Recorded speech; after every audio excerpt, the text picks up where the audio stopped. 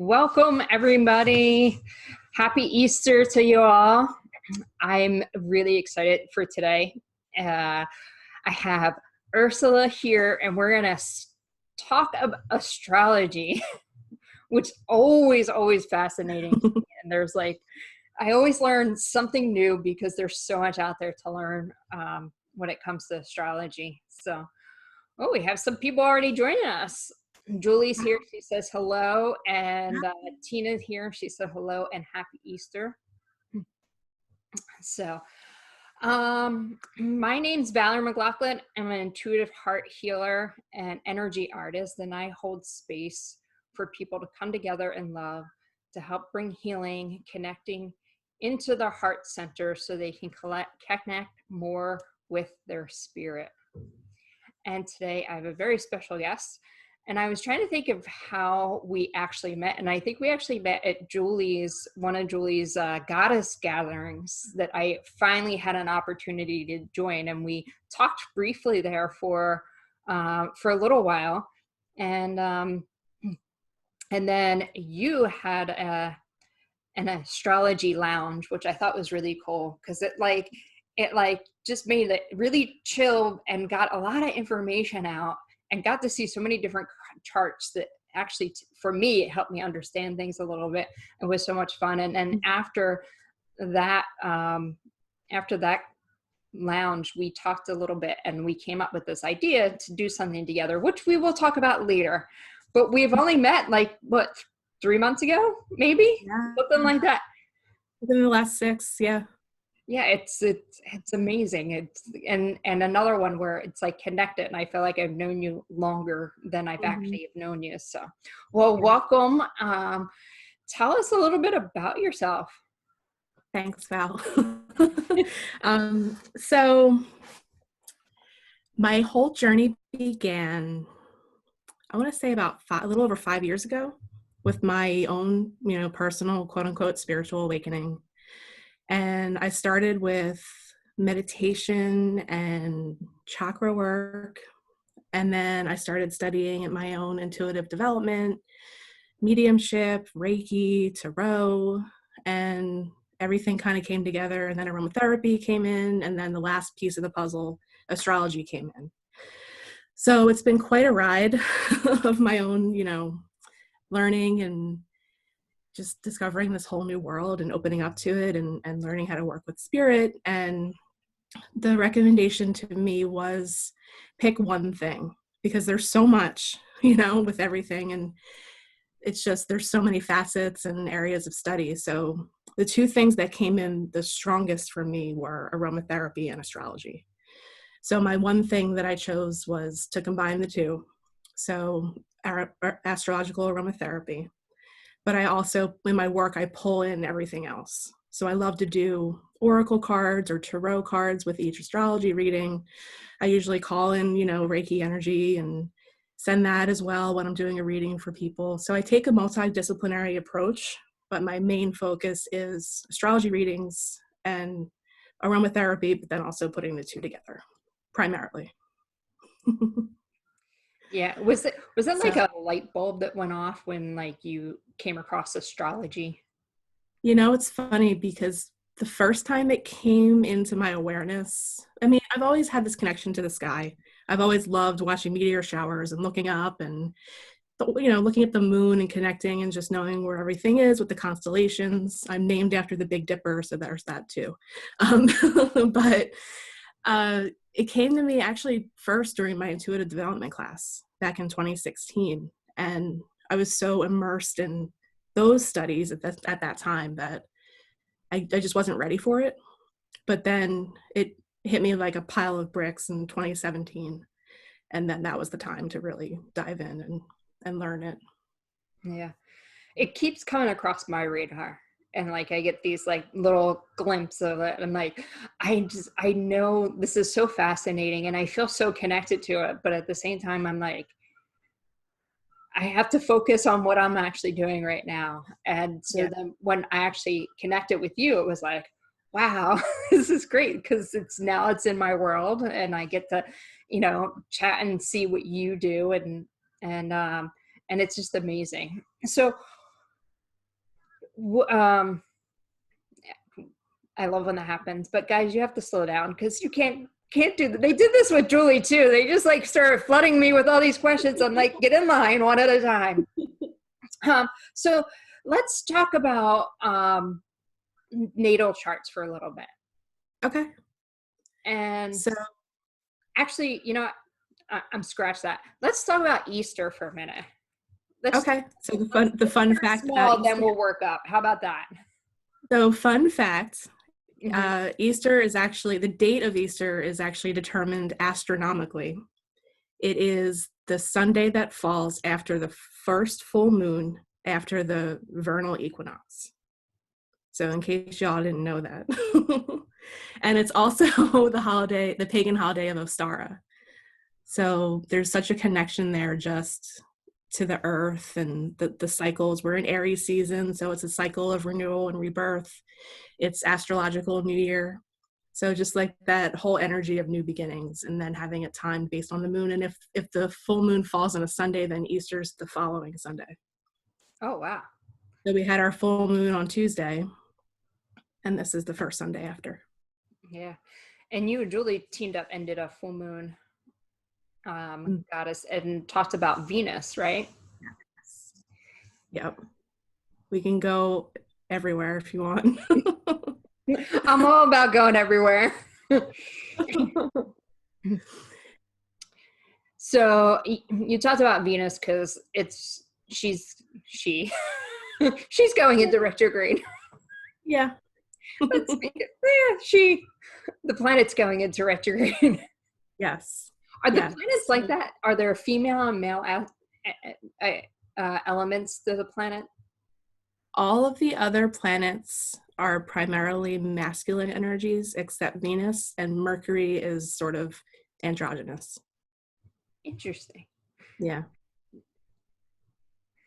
And that's just based on the myth and the story behind each one and the archetypes. And they're all named after Roman gods, but there's also Greek myths that the energies are, based on and that kind of thing. So there's so many levels to what they mean, and there's the stories behind them and what they mean in the natal chart too.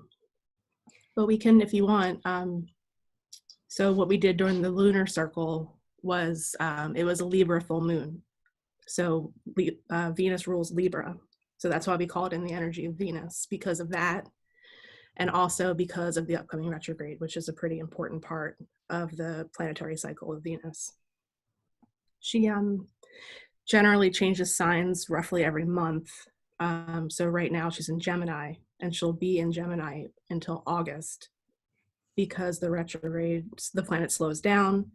What a retrograde is the planet doesn't actually go backwards, but from our perspective on Earth, it looks like it's backwards. Like, think of when you're on a highway and you're passing a car.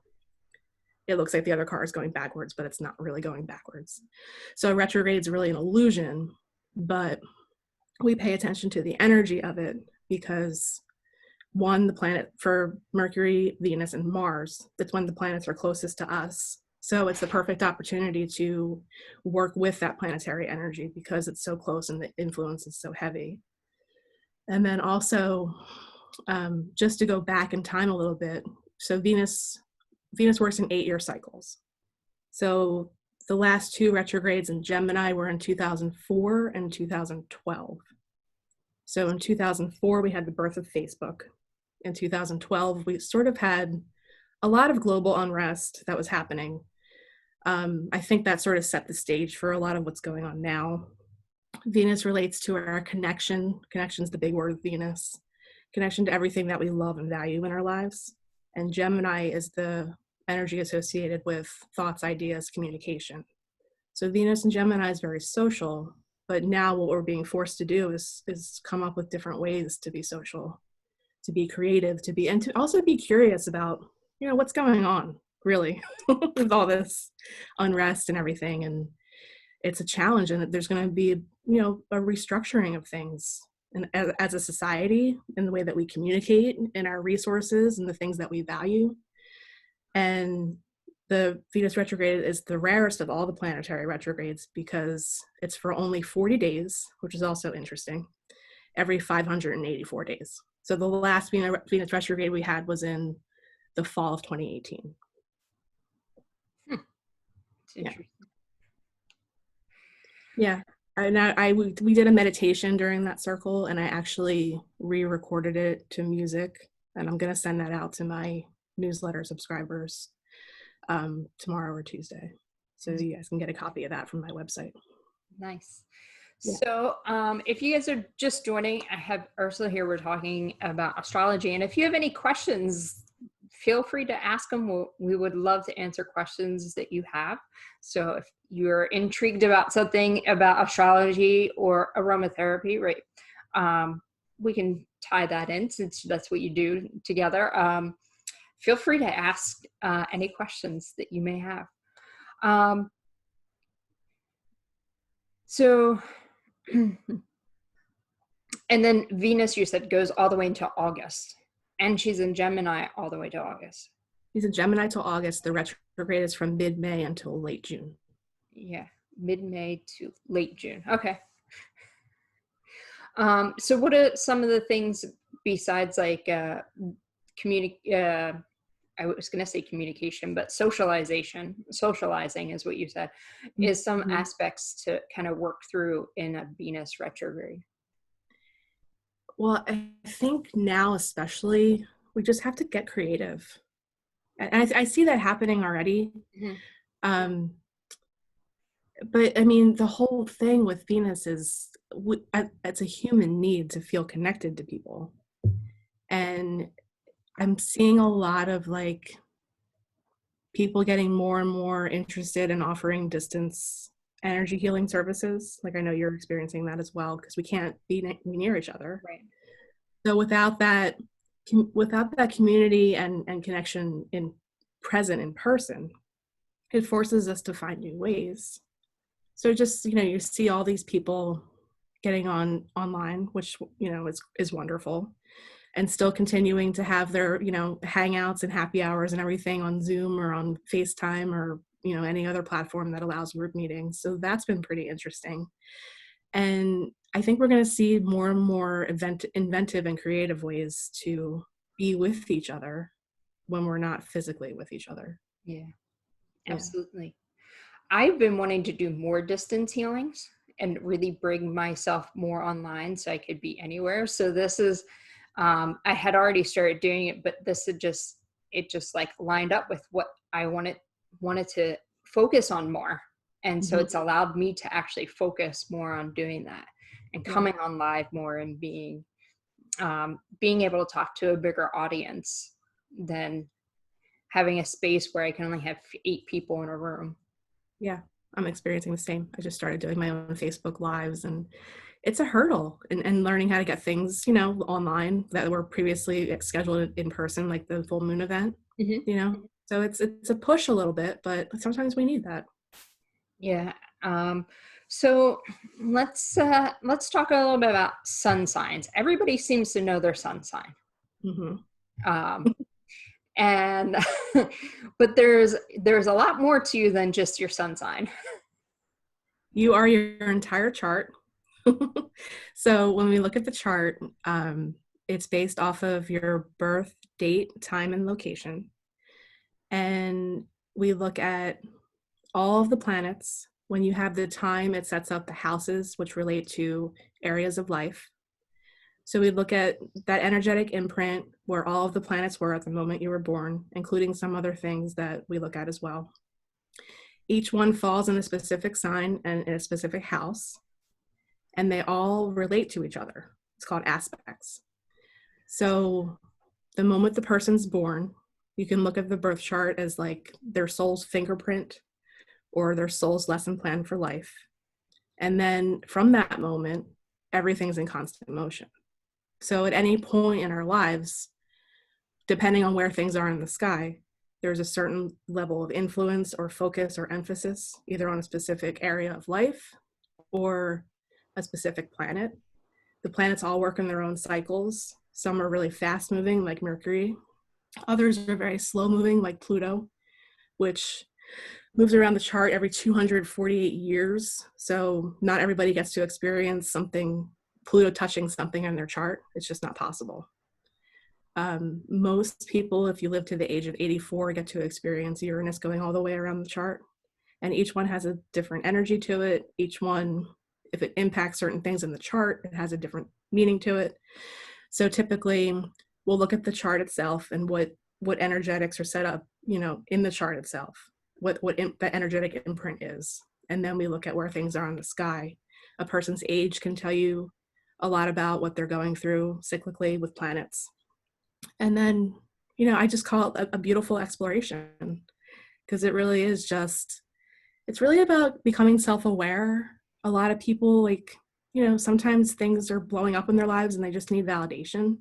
I find astrology gives that to a lot of people. It's just like a sense of there is something bigger, and there's a mystery to it as well, that, the more and more I do the work, it reveals itself that it's just all a beautiful divine plan that you set up when you incarnated. And to touch on too, like, just the definition of astrology, like, is the study of time and light. So just to move away from, just the focus on just the sun sign, your sun sign, your moon sign, your Saturn sign, Mm-hmm. and yeah, and you're talking about time, but you're talking about different layers of time, and you're talking about light. And in our solar system, the light comes from the sun, but everything reflects that light back to us. So there's where you get the dynamics and the energetic signatures and timing cycles and all that. Yeah. Tina asked what your page is called. I do have her in the description. So live, Tina, is Ursula's website. So you can all go and click on there to go and check out her website. But your Facebook page is Ursula Academy, or is it just Alchemy? It's Ursula Alchemy. Oh, Ursula Alchemy. So the link's on my website at the bottom. The social media links are on my website on the bottom. Yeah. So if you can't find it, Tina, if you click on our website, the social media links are at the bottom. So if somebody knows their sun sign and they read their horoscopes, they're only getting like this little glimpse of into their world. Correct. And not this beautiful picture that if you actually went and had a reading done, you would get a bigger picture of where things are lined up and a bigger picture about who you are and what makes up you. Correct. Yep. Yeah. And then you also get a look at where planets are aligned right now. Mm-hmm. So we did my chart, was it 2 weeks ago, I think? Yeah, 2 weeks ago. Yeah. So we took a look at that and we got to see where things were aligned and areas where I could focus, mm-hmm. help me in different areas of my life. Mm-hmm. And that part during our lounge is what like really blew me away. That was the boom moment I had when like, and it wasn't even my chart, it was somebody else's chart. And then it was the planets and I was like, oh, wow, that makes so much sense. Because then you could see like, it's kind of what numerology, and I study a little bit more about numerology because numbers were just easier for me to comprehend and mm-hmm. all the planets and things like that. But you can, knowing your chart and where things are at, where you can focus on that will have the best impact on your life. Is that true? Yep, absolutely. Yeah. And if someone, is further along in their life and then, say they're like age 50 or something like that, like there's another set of things to focus on at that point in time. So it's really about meeting the person where they are and having that, the moment of the revelation when you first look at the birth chart and then going from there. But yeah, like different planetary aspects mean different things. And yeah, it's really, I like to give people tools to work with the energy that they're in. Mm-hmm. So it'll be different for everybody.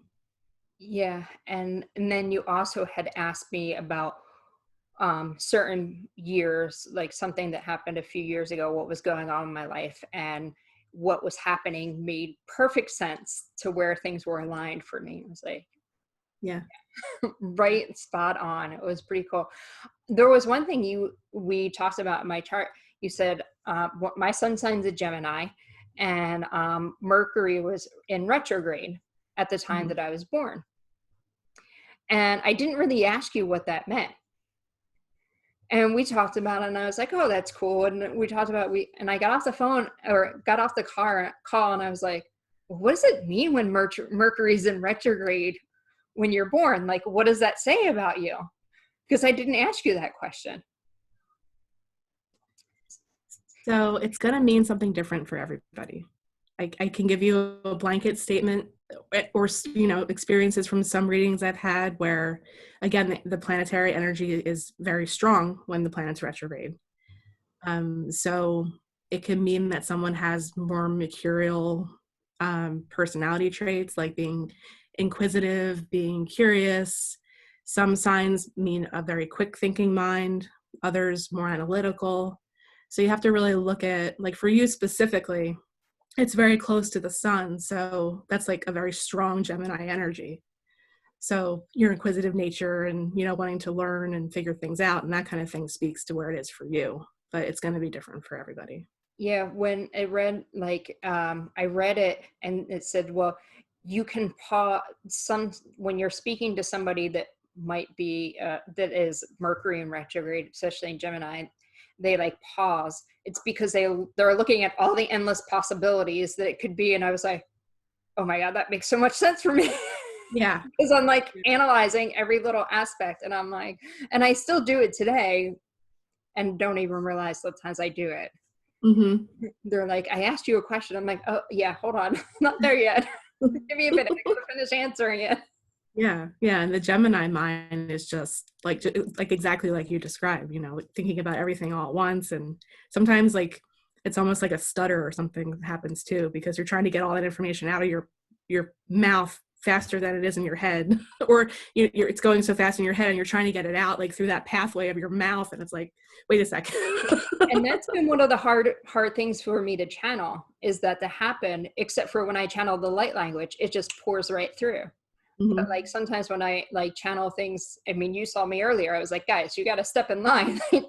Yeah, yeah. Dr. Teresa's on, and she has a question for you. Okay. Why would someone get their chart done? Thank you for asking that. um Because it's very helpful to know the energetic blueprint that you set yourself up with in this lifetime. It's nice to know. Sometimes it's really validating for people when they find out why a certain challenge repeats in their life, like over and over again. And you can see it in the chart. You know that it's because they have, this certain aspect. Or like the rising sign, that's usually the way somebody works through the world. So that's usually like someone's sun sign isn't always the first thing you see about them, because most times the rising sign is the first thing that you see. And people, that's like an aha moment for a lot of people. Your moon sign means so much. So there are just so many different energies that are present, and getting to dive into those and just kind of the self-awareness that comes from it is a wonderful thing.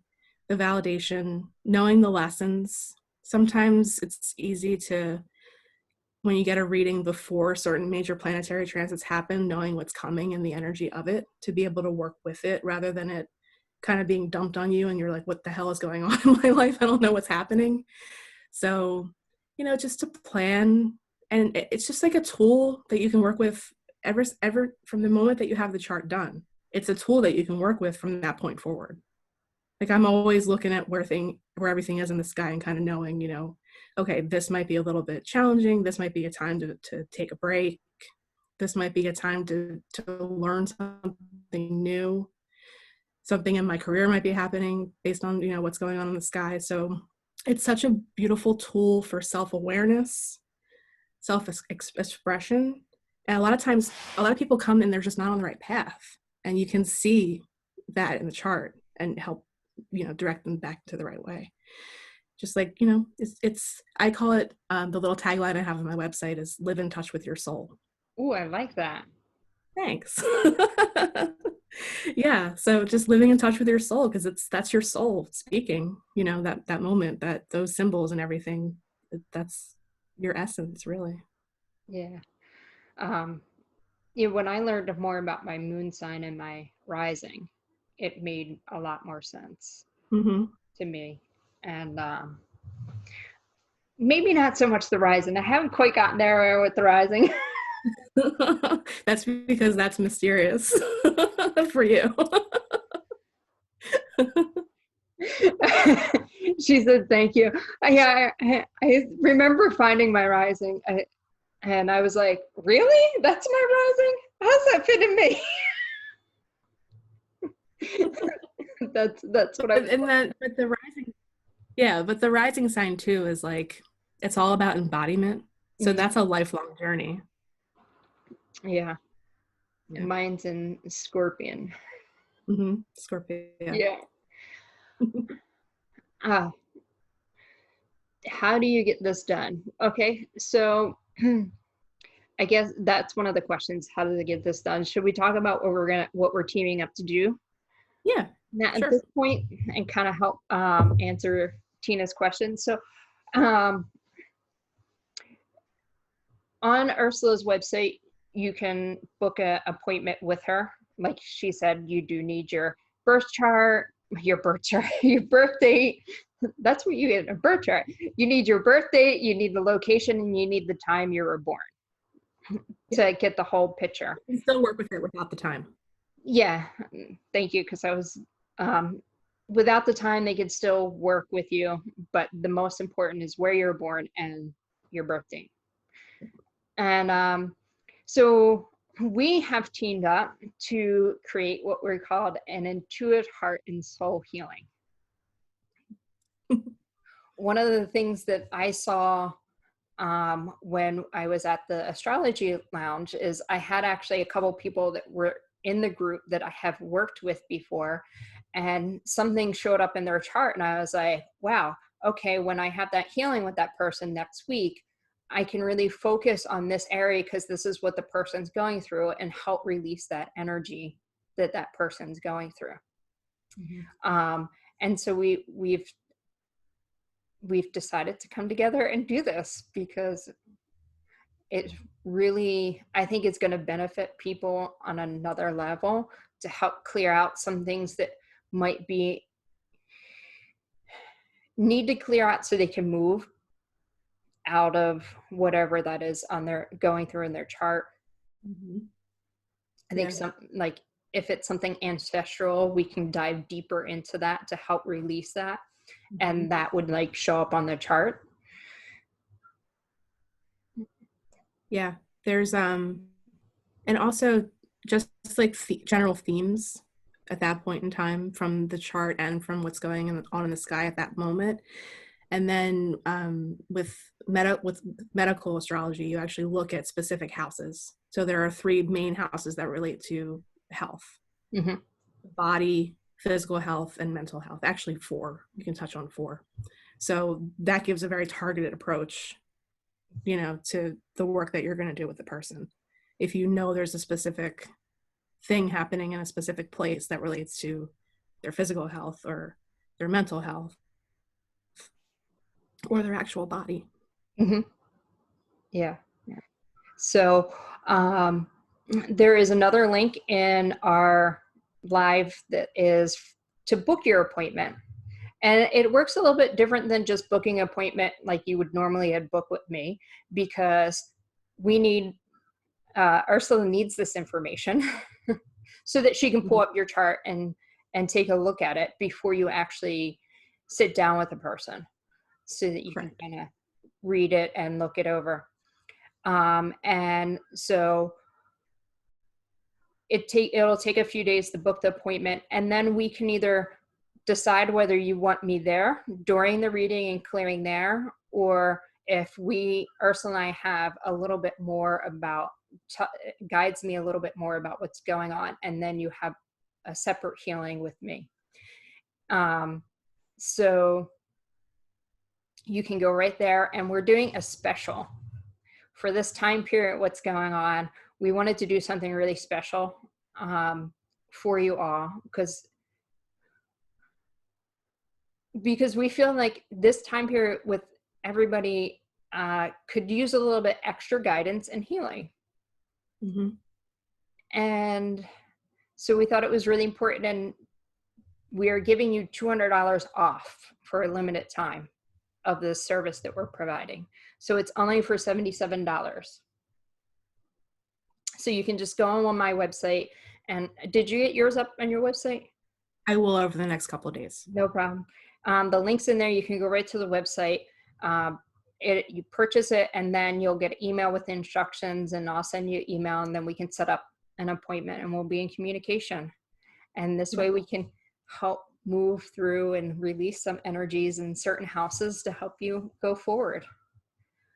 What do we have? Whoa, you're super knowledgeable, and it seems to just flow to you with ease. You two combining forces. This is ultimate. Tell me more. Yeah. And we have been working with somebody, and it really helped me seeing somebody's chart that I was working with to help healing. Seeing their chart really helped me to really go in and be more intentional in certain areas to help clear that, to help them move through then heal what they were going through. And still going through. We're still working together, but having that knowledge really helped me to focus my intention more. Yeah. So anybody else have any amazing questions? So those are two options, Tina. You can go right to Ursula's site and book the natal chart, or you can actually book the new Intuitive Heart and Soul Healing. And you came up with the name, and I just love it. Well, you came up with the first 3 words. I just added soul. Well, everything I do is Intuitive Heart. Yeah. If you guys have any questions, just go ahead and ask them. But I want to talk about Mercury retrograde. Okay. Because one of my favorite things. I know. And everybody gives it such a bad rap, I feel. And we've had this conversation, and I know we just finished one up. But I think it's an important topic to touch on so that people can understand what the retrograde is doing for them instead of what it's doing to them. Yes. Yeah. So Mercury relates to our thought, all forms of communication, physical and non-physical. It relates to how our mind works. It relates to travel and friends.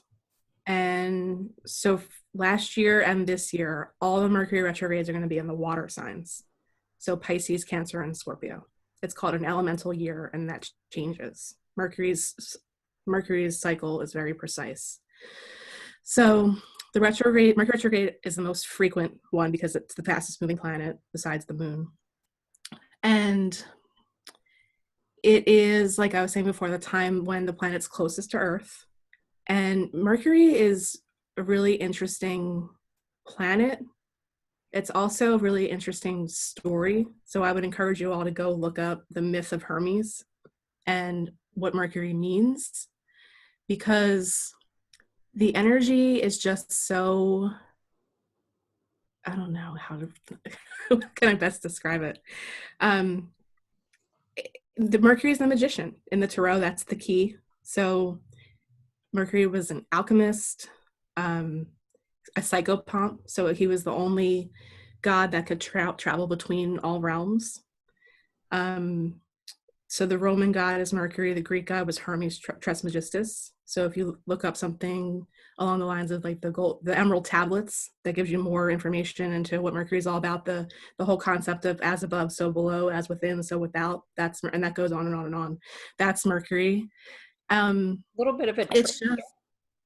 Is he a little bit of a trickster? Yes. So yeah, the energy, like especially during the retrograde, is a trickster energy. But there's also, so in the Mercury cycle, when you look at it in the chart, based on that position, you can kind of tell how the influence shows up in the person. But when it's retrograde, we experience that because it is a trickster energy. He was, he like stole cattle from his brother, and like go look up the myth. It's I really did. cool. Yeah. It's just, Because you and told it's me, because funny. it's all over my chart, and I'm in that Mercury in our what is it, doshas? The dashas, yeah. Dashas. I'm getting the other thing confused. Yeah, because that's what I'm in right now. So you were like, you got to go look it up. So I did. Yeah, isn't it a fun story? It is a fun I story. mean, and yeah, I mean, the whole thing is when Mercury's in retrograde, we're looking at words that begin with the letters RE. So reflect, review, revise, be resourceful. One of the ones I came up with the last time was rejoice, because it is a time to pause. There's power in the pause, so we can bring that concept in. Mm-hmm. It's a time to, all this stuff happens for a reason. My astrology teacher calls the trickster energy during the retrograde MRIs, Mercury retrograde interventions. I love it. That is so great. So Gemini, very mercurial. So it's a time to just learn something new. I find out where it's happening in my chart, and then I set an intention. So this last one was in Pisces, and for me, that's my 11th house, which relates to community and my vision for the future. So that's what I called in. I find out when it starts, I find out when it's closest to Earth, I find out when it's over, and I set that intention, and I call the energy in, and I work with it. And if these snafus happen, you just have to know that they're happening for a reason. They're here to teach you a lesson. Mercury is a great teacher, and roll with it. Don't get mad. Don't shake your fist at the sky. Don't blame Mercury for things, because really there's beauty in what's happening. Yeah. I had the last retrograde. I mean, when all this started happening with the virus and everything, I had travel plans. They got canceled. That's a classic Mercury retrograde thing.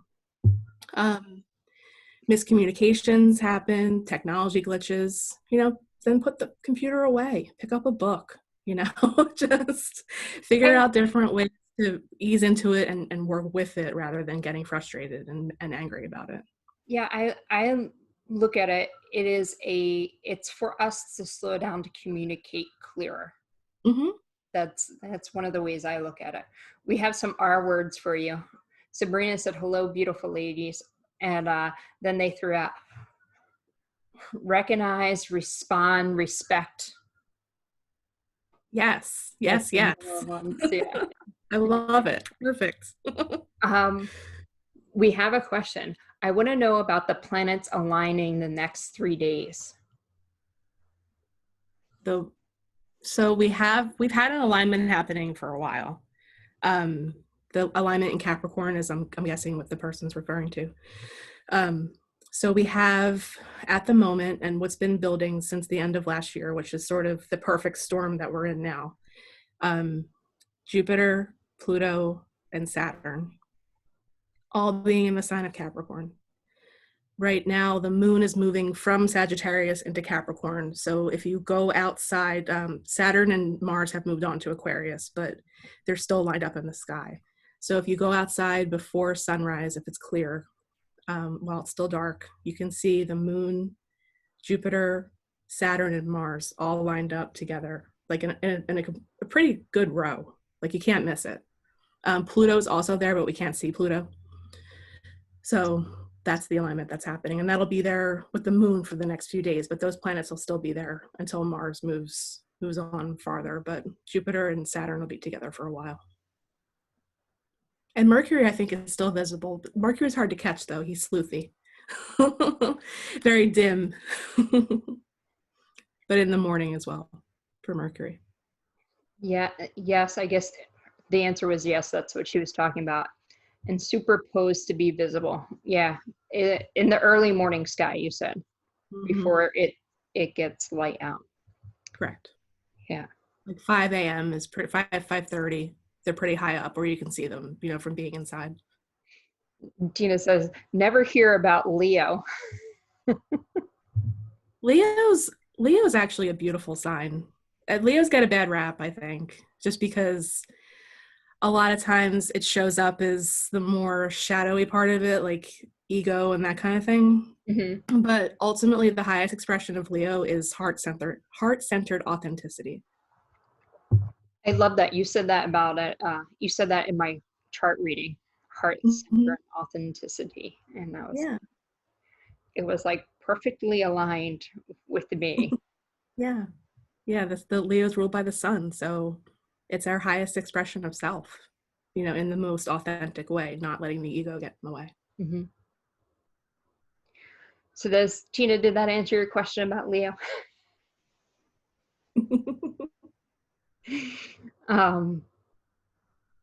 She said, interesting. I guess you did know that part about Leo. Yeah. That's why I want to clear up all the misconceptions and, you know, the stereotypes and the pop astrology and that kind of stuff. Like, I feel like that's part of my mission, like to clear up Mercury retrograde, that kind of stuff. Mm-hmm. Well, you know, Yeah. it's like anything. There's a polarity in everything. You know, so there's a shadow and light in everything, and some signs and planets. It's been the shadow side that's been like really thrown out there, and people don't see that other side of it. That's absolutely beautiful. And then when you can actually mesh them together, you have this perfect,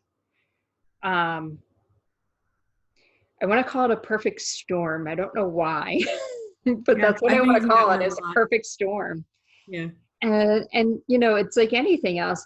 I mean, this was actually part of when you say balance isn't about this.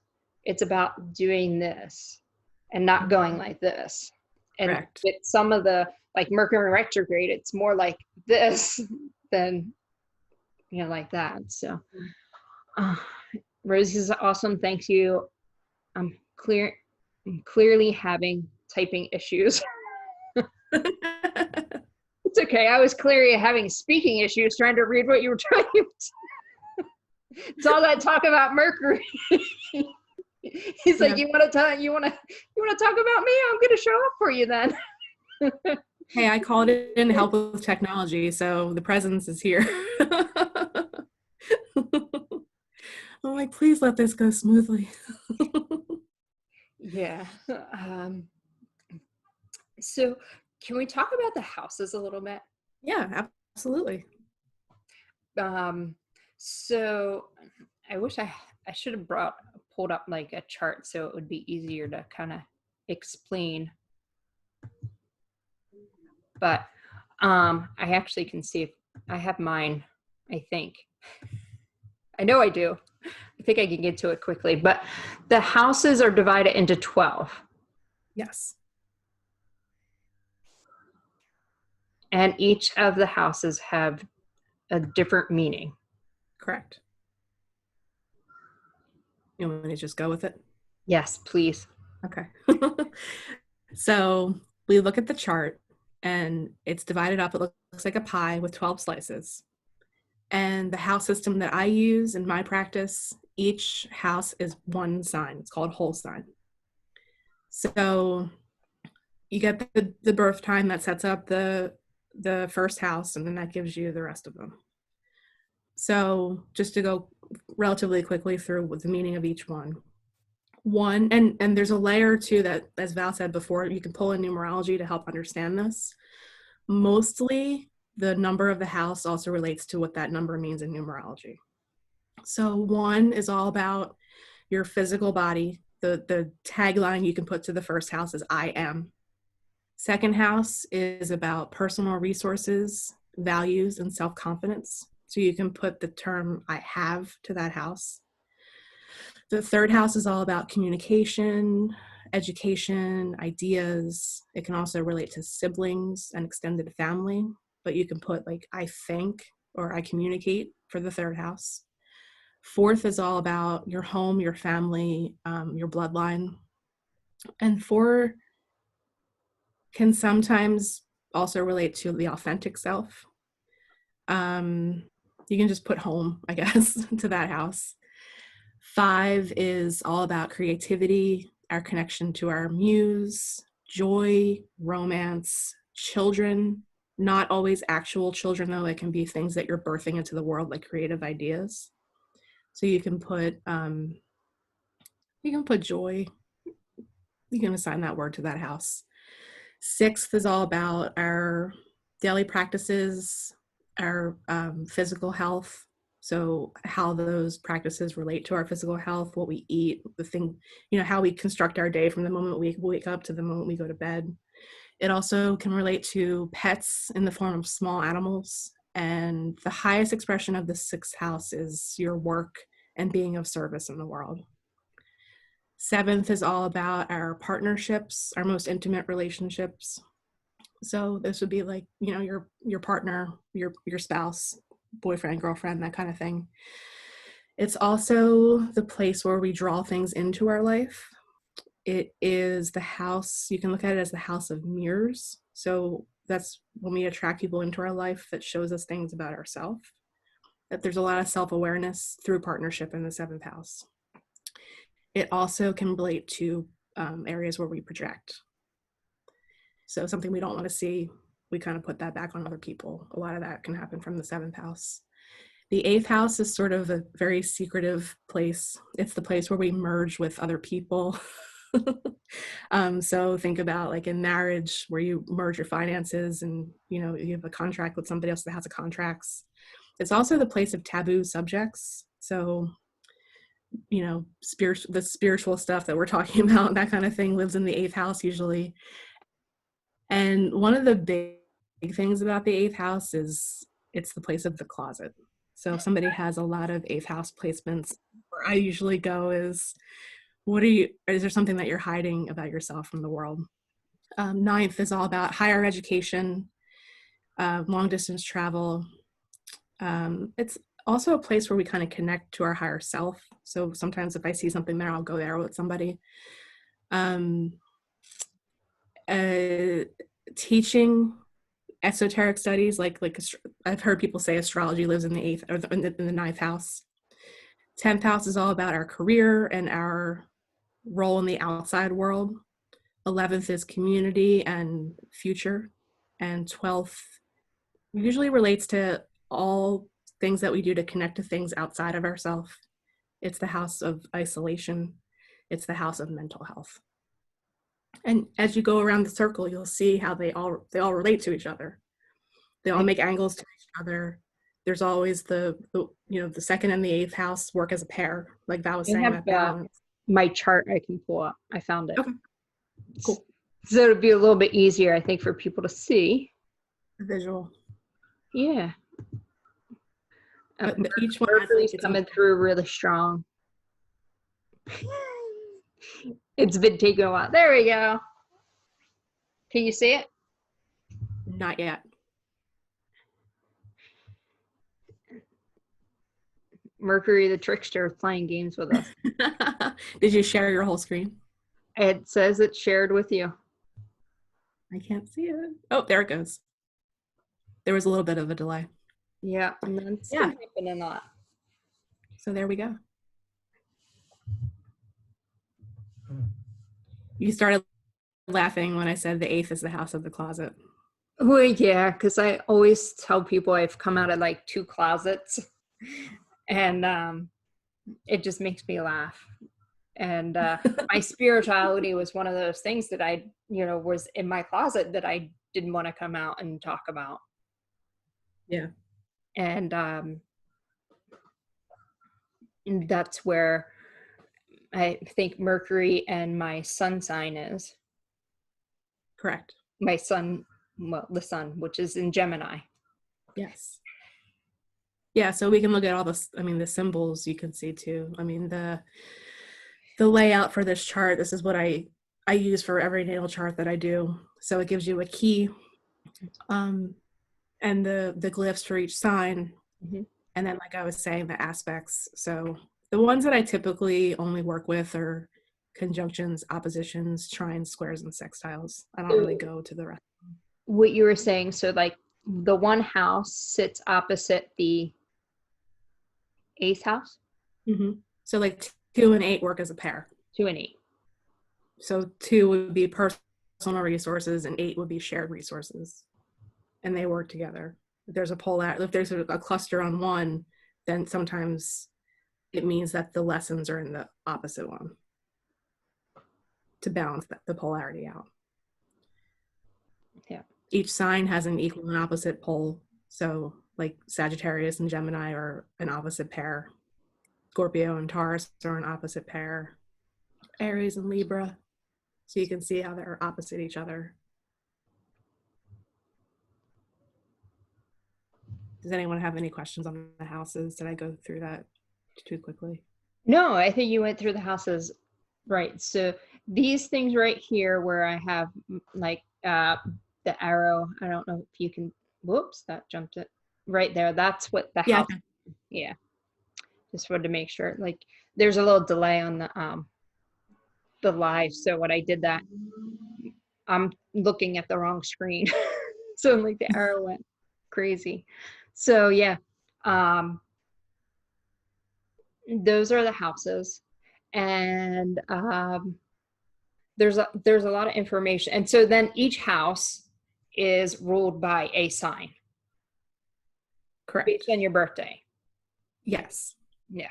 The time is what sets up the house layout. Yes. Just trying to clear things up so people don't look at it and say, oh, the 8th house is always Gemini, because we're looking at my chart. Just want to make sure that everybody's clear. Like depending on your time, different signs rule that. Yes. And how does the signs affect the house?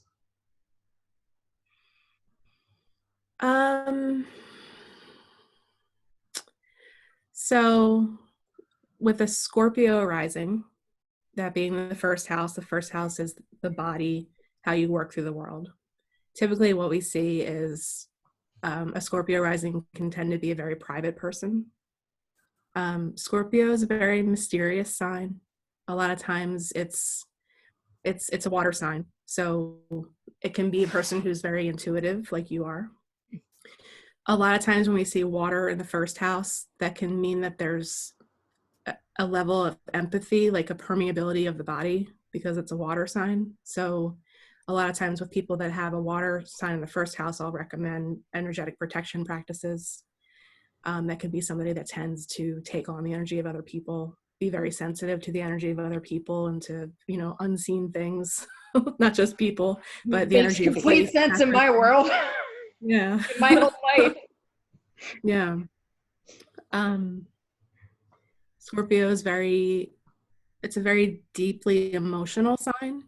So I'll usually touch on that. Like a person can be very sensitive, but not really show it, because Scorpio tends to like to, be in a position that seems to be one of being in control and power. But a lot of times it's just because they're a very deeply emotional person and sensitive. So I touch on that kind of stuff. And each sign has a ruling planet. So the planet that the traditional ruler of Scorpio is Mars. The modern ruler of Scorpio is Pluto. So that tells us a lot about the chart as well, just based on the ruling planet.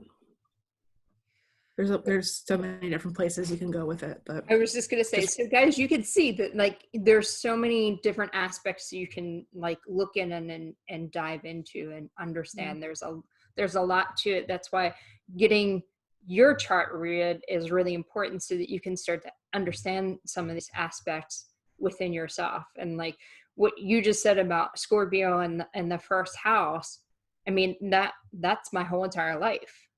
And it just like verifies like everything, like what I've seen as a kid and how I, feel other people's, and how one of my things that I brought into what my practice is really teaching people how to protect their energy.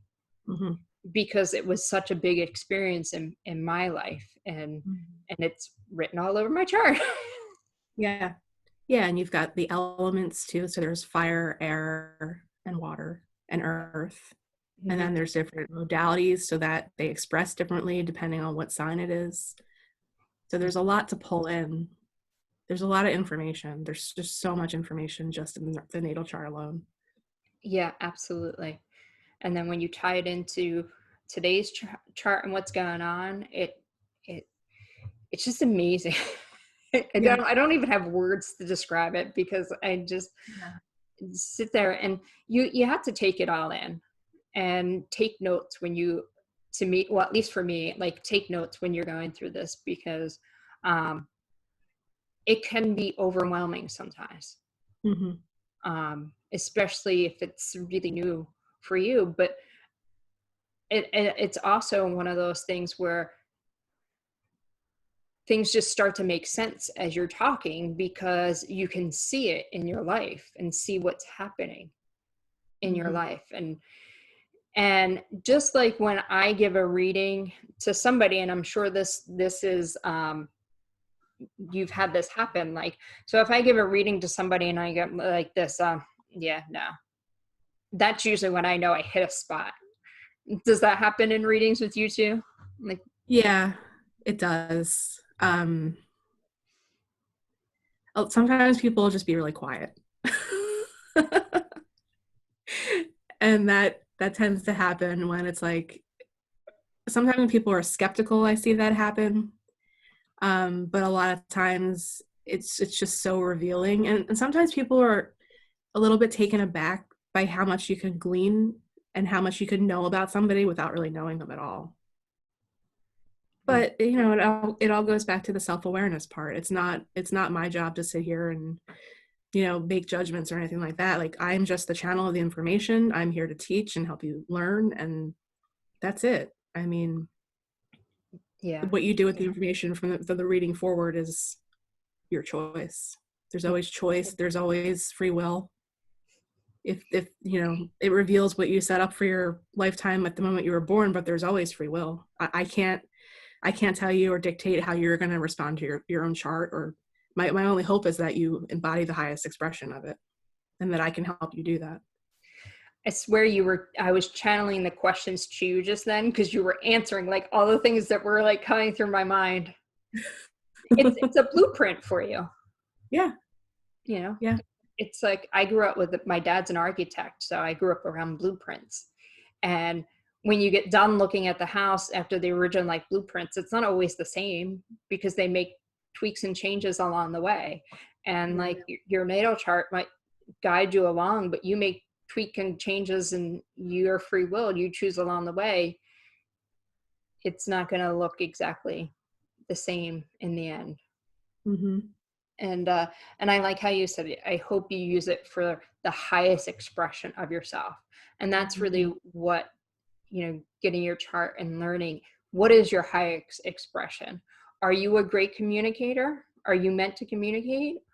Or are you meant to be social and you're too much hiding in the closet? Or you know, is what you're doing in your life aligned with what is the best for you? And you can get that energy and information out of your chart. Yep. Exactly. Rosie says she's really excited to get hers done. So Great. Me too. Yeah. Thanks. Yeah. So how do you tie in the aromatherapy into this? So with astrological aromatherapy, the woman's work that I use, this woman, Patricia Davis, there's really only one book out there with, she's like the only person that's done a bulk of this work. So she was an aromatherapist. She got into astrology and she started using aromatherapy in her massage practice. So based on her practice and her exploration of it and her experience, she came up with a signature oil for each sun sign. So what I'll do is,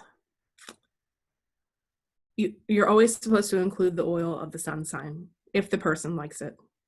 And then generally, like the soul's aroma or the soul's blend can be taken by putting the moon sign and the ascendant into that blend as well, the rising sign. So those three oils are generally how I select, you know, what I'm using.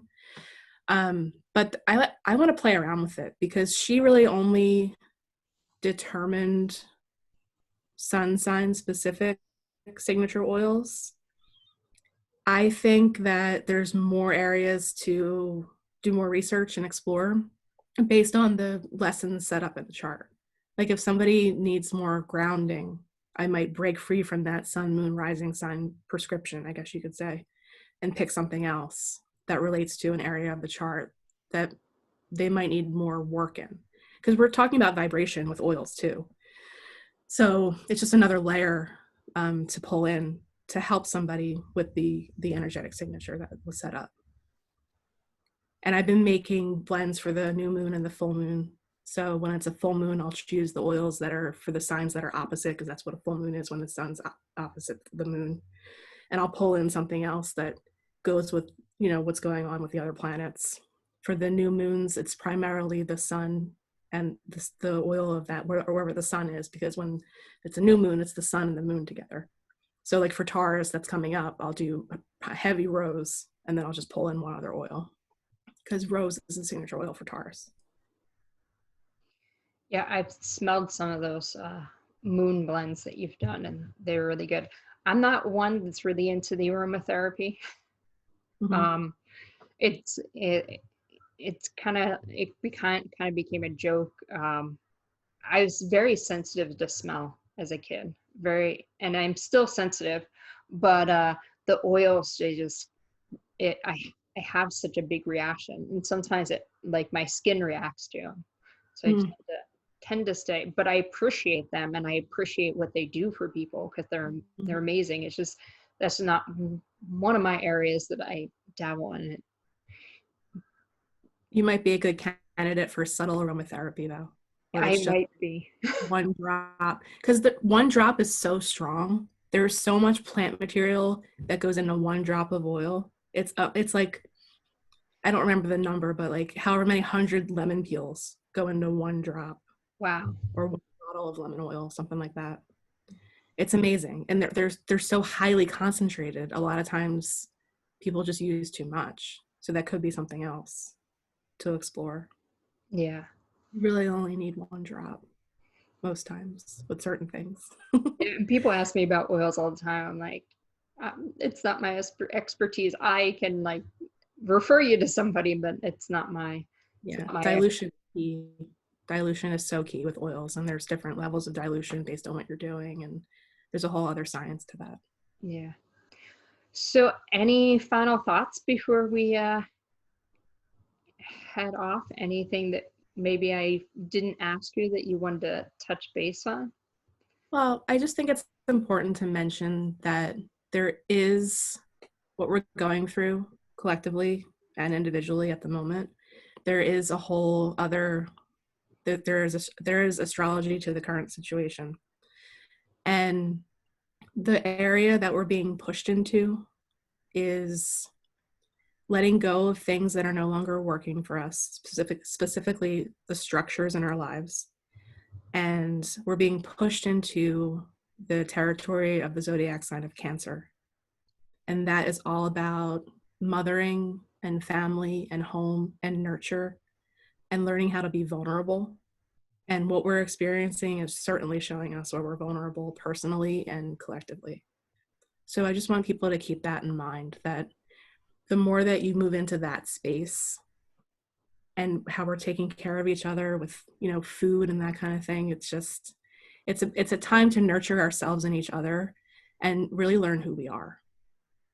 So just to touch on that a little bit, I mean, there's the destruction and everything is sort of in the forefront, but there's not enough focus on what we're being pushed into. So I just wanted to make sure I touched on that. Yeah, what's not being focused on a lot is how many people are surviving and recovering. Yeah. And how we're helping each other do that. Mm-hmm. Yeah. Yeah. I actually, the New Jersey governor, not to get political, but he like celebrates like how many people were like released from the hospital, which I thought was great. And seeing all the stuff all these thank yous for all these people chipping in and celebrating the lives that are getting better and getting back is really, it really is good. It goes to everything that I help teach people, is that we have to celebrate more so that we can bring more of that celebration in, and gratitude brings in more. So the more that like we thank people for doing what they're doing now, the more it brings in that energy and more people start doing it, and you can just keep raising all our vibrations by being grateful for that. Yeah. It really is a beautiful time in even though there's a lot of challenges and uncertainty going on. But to me, there's this underlying beauty that's happening all around. Yeah, I agree with you. Yeah. Rosie said, well, incredible. Thank you. And yes, agree. The focus is extremely negative, which is making people go extreme with their thoughts. Yeah. Yeah. Yeah. Not everybody, but there is a lot of that out there. Definitely a lot of that out there.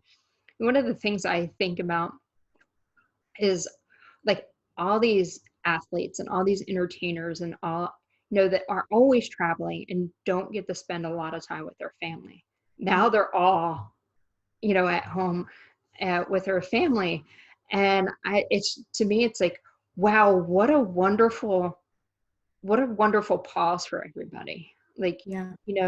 normally the baseball players are like second month into their season almost, and, doing all this.